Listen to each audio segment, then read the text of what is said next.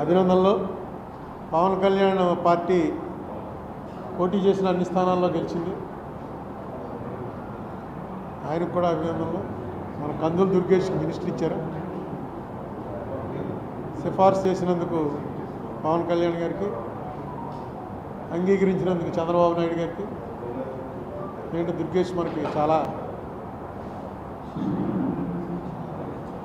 చాలా కాలం నుంచి మిత్రుడు. శిష్యుడు కాదు, శిష్యుడు ఎలా అవుతారు? వాళ్ళ ఫ్యామిలీ రాజకీయాల ఫ్యామిలీ, చాలా కాలం నుంచి రాజకీయాల్లో ఉన్నారు. నాతో చాలా ఎక్కువ కాలం నాతో కలిసి ఉన్నాడు.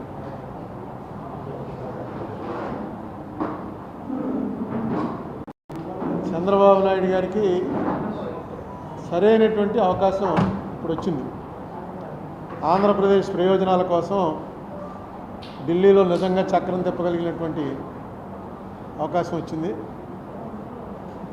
దీన్ని సరిగ్గా, ఎందుకంటే ఈయన నితీష్ కుమార్ వీళ్ళిద్దరి మీదనే ఆధారపడి ఉంది ప్రభుత్వం.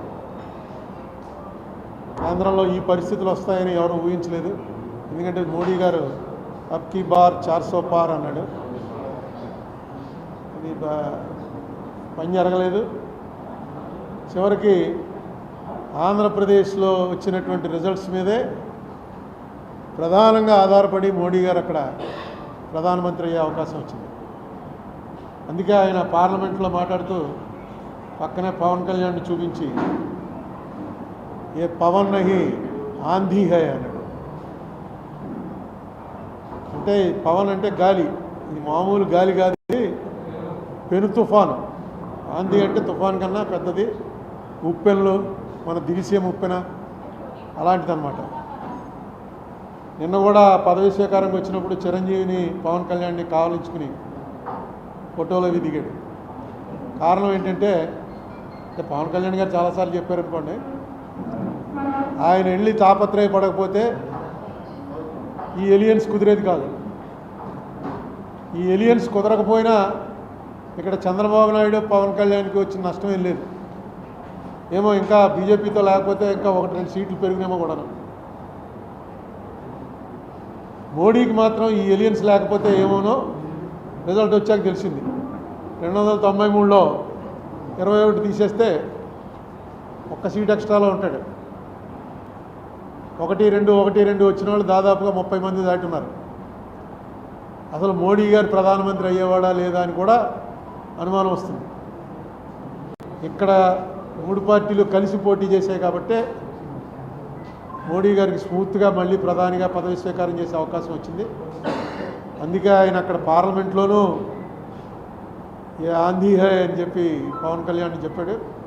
ఇక్కడ కూడా వచ్చి వేరే ఫోటో సెషన్ చిరంజీవి పవన్ కళ్యాణ్ తోటి ఆయనే ఫోటోలు తీసుకుని, ఎందుకంటే కరెక్ట్గా ఆయనకి తెలిసింది ఆ రోజున కనుక పవన్ కళ్యాణ్ కాళ్ళ వేళ్ళ పడ్డాడో, కాలర్ పట్టుకున్నాడో, ఏం చేశాడో కానీ పవన్ కళ్యాణ్ మాటను అంగీకరించబోయినట్టయితే ఈవేళ నా పరిస్థితి ఇది కాదురా బాబు అన్న సంగతి మోడీ గారికి తెలిసింది. అలాగే పవన్ కళ్యాణ్ కూడా ఎన్నోసార్లు మనకి ఇక్కడ ఆంధ్రప్రదేశ్ మీటింగ్లో చెప్పాడు ఆయన, ఈ ఏలియన్స్ అవడానికి నేను ఎన్ని పాటలు పడవలసి వచ్చిందో, ఎన్ని మాటలు పడవలసి వచ్చిందో అని. మొత్తానికి సక్సెస్ఫుల్గా ఈవేళ ఉన్న సినేరియోలో ఆంధ్రప్రదేశ్కి రావాల్సినవి ఏవైతే ఉన్నాయో ఆ రావాల్సినవన్నీ కూడా తీసుకోవడానికి ఇంతకుముందు మనకు డినై చేసింది.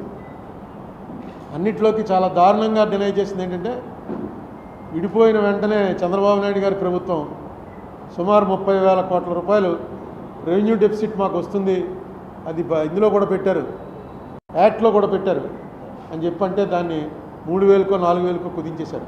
అది మొన్న జూన్ 2వ తారీఖున కరెక్ట్ ఫిగర్స్ కూడా ఇచ్చాను మీకు.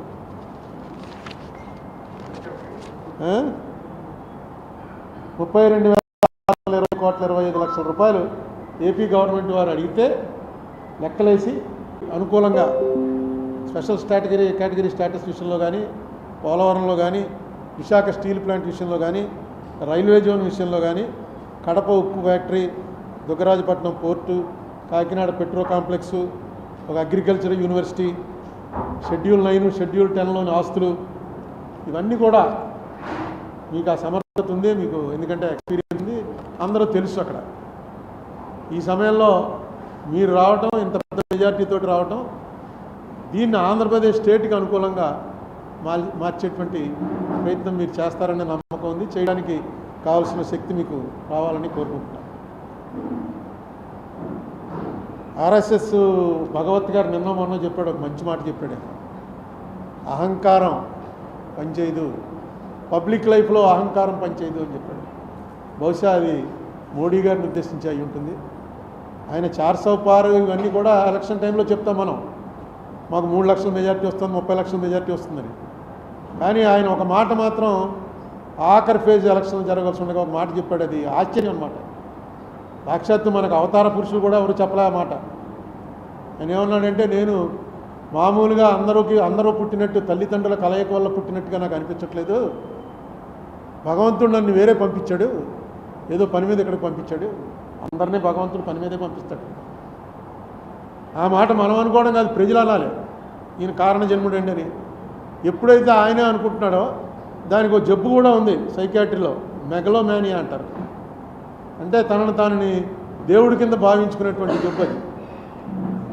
అదేంటో చాలా విచిత్రంగా ఆయన అలా అంటాడు అనుకోలేదు. ఎందుకంటే ఆయన చాలా గొప్ప స్పీకర్. ఆయన ఇవాళ భారతదేశంలో ఆయన్ని మించి హిందీలో స్పీచ్ ఇవ్వగలిగినటువంటి మనిషి ఇంకోటి లేడు. అంత గొప్ప స్పీకర్ ఎందుకు ఆ రాంగ్ అంటే బహుశా అది దృష్టిలో పెట్టుకునే భగవత్ గారు ఆ మాట అని ఉంటాడు. అహంకారం అనేది తలకెక్కితే చాలా ప్రమాదంలో పడిపోతాం. మోడీ గారు కూడా ఇప్పుడు బాగా కంట్రోల్ అయ్యాడు. ఆయన ఒక్కళ్ళకిలో కానీ ఆయన బిహేవియర్లో ఇది కానీ చూస్తున్నట్టయితే చాలా కంట్రోల్ అయ్యాడు. నాకు ఎప్పుడు కూడా బీజేపీ ప్రభుత్వం రావడానికి నేను ఎప్పుడు వ్యతిరేకం కాదు. ప్రతిపక్షం కూడా బలంగా ఉండాలి. ప్రతిపక్షం లేని డెమోక్రసీయే కాదు. ఇప్పుడు ప్రతిపక్షం ఆంధ్రప్రదేశ్లో 11 స్థానాలకు వచ్చేసింది. స్థానాలు 11 వచ్చినా 2019 ఎలక్షన్లో చంద్రబాబు నాయుడు గారికి ఎన్ని ఓట్లు వచ్చాయో అంతకన్నా 1-2 ఓట్లు ఎక్కువ వచ్చాయి జగన్కి. ఇప్పుడు స్థానాలు 11 వచ్చినా ప్రతిపక్ష పాత్ర మీరు నిర్వర్తించడంలో విఫలమైతే మాత్రం ప్రజాస్వామ్యానికి అర్థమే లేదు. మనం 14లో చూసాం. ఏడాదిన్నర ముందో జగన్మోహన్ రెడ్డి బాయ్కాట్ చేసి అసెంబ్లీని బయటకు వచ్చేసాడు. అసెంబ్లీకి వెళ్ళడం మారించారు. అలాగే 19లో చూసాం, చంద్రబాబు నాయుడు గారు బాయ్కాట్ చేసి బయటకు వెళ్ళిపోయారు. అక్కడ కూడా అసెంబ్లీ ఏమీ జరగలేదు. ఇప్పుడన్నా కనీసం ఉన్నది 10 మంది అయినా అసెంబ్లీలో కరెక్ట్గా మీరు ఏం చేయాలి. ఎందుకంటే అత్యున్నత వేదిక అది. ఏం అడగాలనుకుంటున్నారో ఏం చేయాలనుకుంటున్నారో చేయండి.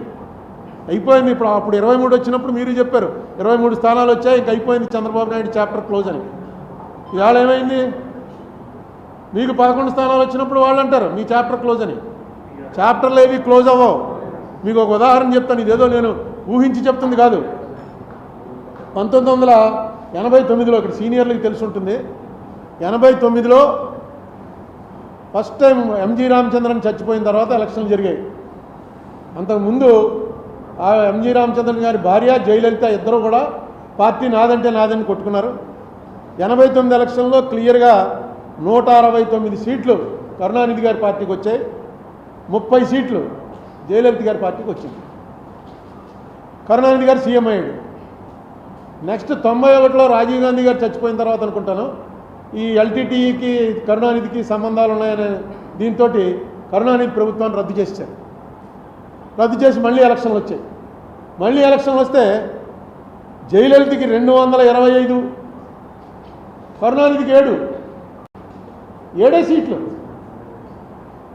ఎక్కడ 169 తక్కువ 7కి పడిపోయాడు. రూలింగ్లోంచి అపోజిషన్లోకి మెజరబుల్ అపోజిషన్. కానీ ఏడుస్తూ ఇంట్లో కూర్చోలా, నడిపాడు 5 ఏళ్ళు ప్రతిపక్ష పాత్ర నడిపాడు 7గురితోటే. నడిపి 96 వచ్చేటప్పటికి కరుణానిధికి 221, జయలలితకి 4 అసెంబ్లీ సీట్లు. లాస్ట్ టైం 7 వచ్చిన వాడేమో 221 పెరిగాడు. 225 వచ్చిన వాళ్ళు 4కు తగ్గారు. 2011లో మళ్ళీ 203. జయలలిత 2 సార్లు నెగ్గింది. 2016లో కూడా నెగ్గింది ఆవిడ చచ్చిపోవటానికి ముందు. అంతకుముందు ఎప్పుడు ఒకసారి అయినా ఒకసారి ఆవిడ అలా వచ్చేది. 2 సార్లు నెగ్గింది. ఈ రాజకీయాల్లో ఎప్పుడు కూడా నిస్సహాయత ఉన్నవాడు రాజకీయాల్లోకి రావటమే అనవసరం. ఉదాహరణ చంద్రబాబు నాయుడే. ఆయన వయసుకి మొన్న వేసంకాలం టీవీలో చూస్తుంటే మనకు చెమటలు పట్టేసేవి. ఏంట్రా బాబు ఇంత ఎండలో అలా పడి మెయిన్ రోడ్డు మీద నిలబడి అలా మాట్లాడుతున్నాడు, చెమట్లు కారిపోతుంటే మనకే భరించలేకపోతున్నాం. ఏసీ కూర్చుని ఎలా తిరుగుతున్నాడు అంటే ఆ కసి, ఆ రాజకీయం అనేటువంటి ఆ కసి ఉండాలి, నిస్సత్తువ తగ్గిపోవాలి, నిస్సహాయత నాకు ఎవడో లేడురా అన్నది ఉండకూడదు. అలా చేశాడు కాబట్టి ఆయన మళ్ళీ రివర్స్ అయింది.